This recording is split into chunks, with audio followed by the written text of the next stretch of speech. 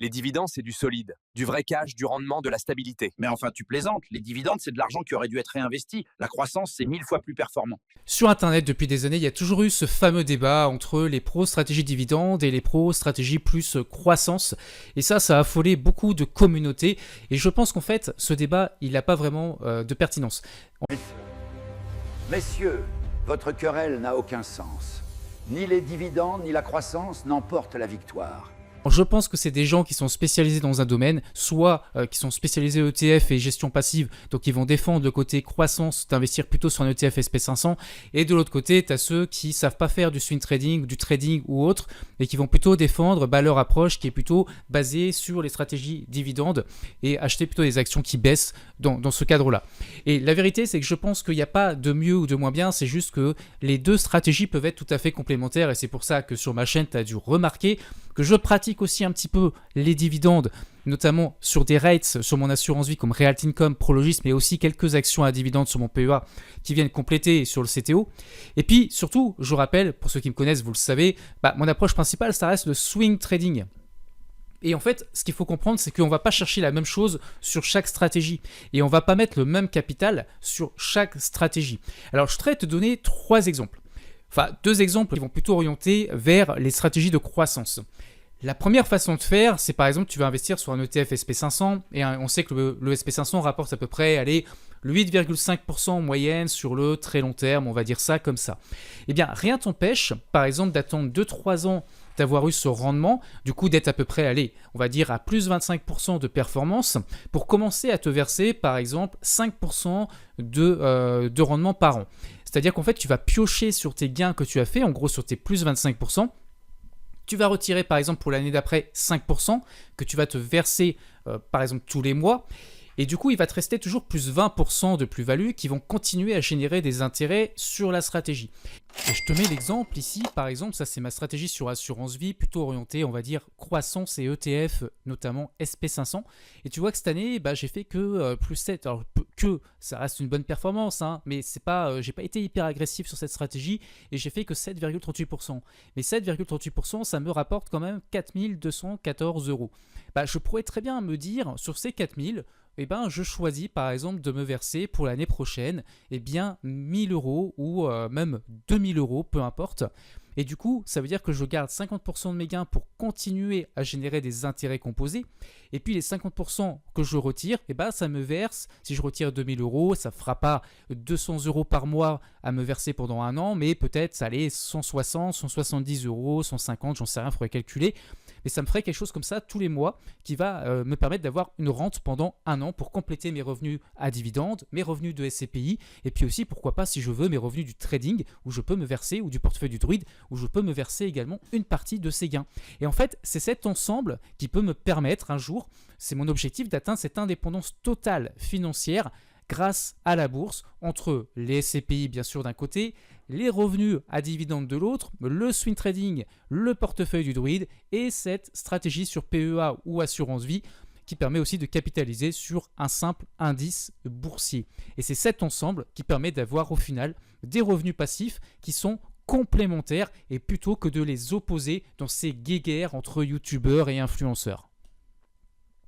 Et je ne sais pas si tu te souviens, j'avais partagé aussi la performance du contrat de mon père sur cette même stratégie, mais qui était depuis 2020 et devait être à plus 50%, quelque chose comme ça.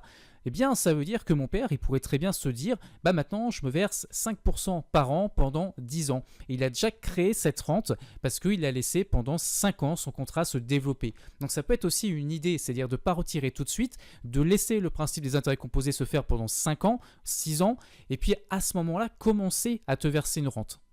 Et ça te permet en fait d'avoir encore de la croissance tout en te versant à peu près 5% de rendement ou ça pourrait être un peu plus, ça dépend des années.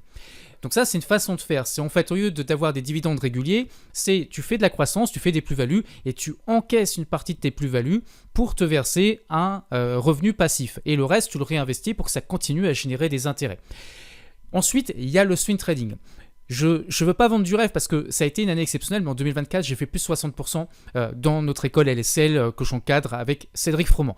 Et puis, en 2025, on a fait à peu près, pour l'instant, on est entre plus 30 et plus 35%. Voilà, je ne sais pas exactement, on verra à la fin de l'année. Donc, ça fait des performances qui sont excellentes. Mais on va partir plutôt sur quelque chose de plus normal en swing trading. Admettons qu'on fasse du 20% par an ou du 15% par an, on va dire du 20% par an. Si tu fais du 20% par an et que tu prends sur ces 20% par an pour te verser ne serait-ce que 5-6% de rendement passif, eh bien, il te reste toujours 15 ou 10% de croissance sur ton capital. Le désavantage de ça, c'est qu'il y a certaines années où on ne va pas faire de performance. Alors, soit tu le provisionnes et tu pars du principe, si l'année d'avant, tu as fait plus 20% et tu as encaissé 5%, tu es toujours à plus 15%, on va dire. Donc, même si l'année d'après, tu ne fais pas de plus-value parce qu'il y a un marché baissier, par exemple, tu peux encore te permettre de te reverser 5%. Donc, tu peux provisionner comme ça. Mais si tu as du mal à faire des performances suffisamment élevées dans le temps, ça va être plus compliqué de te verser un revenu régulier.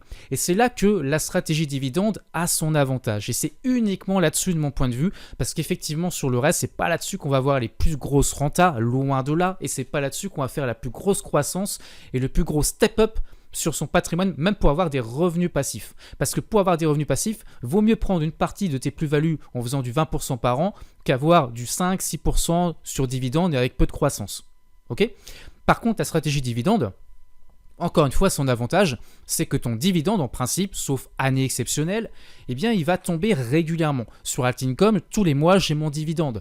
Sur d'autres valeurs, c'est tous les trimestres. Sur les valeurs du CAC 40, ça va être plutôt une fois par an ou 2 fois par an. Mais je sais que quoi qu'arrive, que le marché baisse ou non, je vais avoir mes dividendes, je vais avoir mes revenus passifs.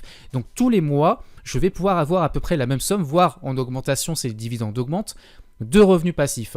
Lorsque tu dépends de la croissance de ton ETF SP500 ou de ton swing trading, tu n'as pas forcément cette régularité.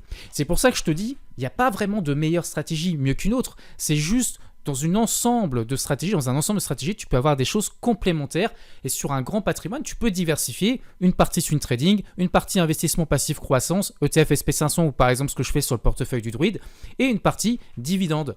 Et comme ça, tu as quelque chose de sympa, tu as des revenus fixes et réguliers avec les dividendes et tu as le plus gros de ton patrimoine qui va être plus là pour la croissance et où tu pourras piocher sur tes plus-values pour encaisser un gain partiel.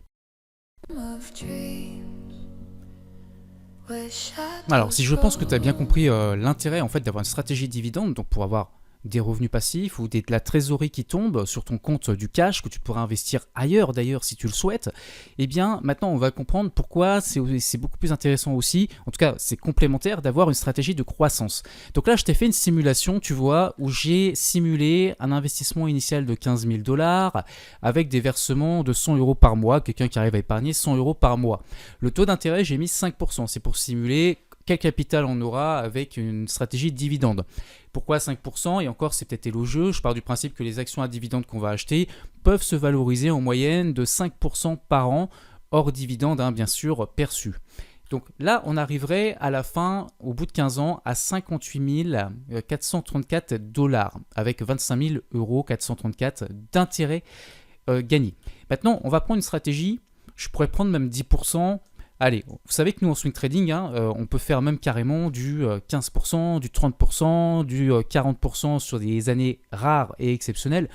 Mais on va prendre quelque chose de prudent, on va dire 10%, soit un tout petit peu plus que le SP500 sur sa moyenne historique. Donc si on prend un intérêt de 10%, on va juste comparer, on garde les mêmes métriques et voir à quel capital on obtient à l'arrivée et combien d'intérêts gagnés. Donc là on était à 58 000 à l'arrivée. Et là, on se retrouve à 108 000 et 75 000 total d'intérêts gagnés. Je ne sais pas si tu te rends compte de la différence. Donc ça, c'est sur une échelle de 15 ans. 15 ans, c'est du moyen long terme. Mais voilà, c'est tout à fait raisonnable comme durée. Et bien, la différence de richesse et de gain en capital, elle est colossale. Et là, on parle de 10%. Si en plus tu fais du swing trading, tu arrives à générer du 15%, on peut faire la simulation juste par curiosité. Admettons que tu fais du 15% par an en moyenne sur l'échelle de 15 ans, et bien là on arrivait à 108 000 et maintenant on arrive à 207 000. Tu vois, c'est quasiment le double et c'est quasiment x4 par rapport à la stratégie dividende. Donc encore une fois, tout le monde a raison en réalité. Les deux sont intéressants. Si on cherche la croissance de son capital effectivement, il vaut mieux aller sur des stratégies de swing trading ou de croissance, investir sur un ETF SP500.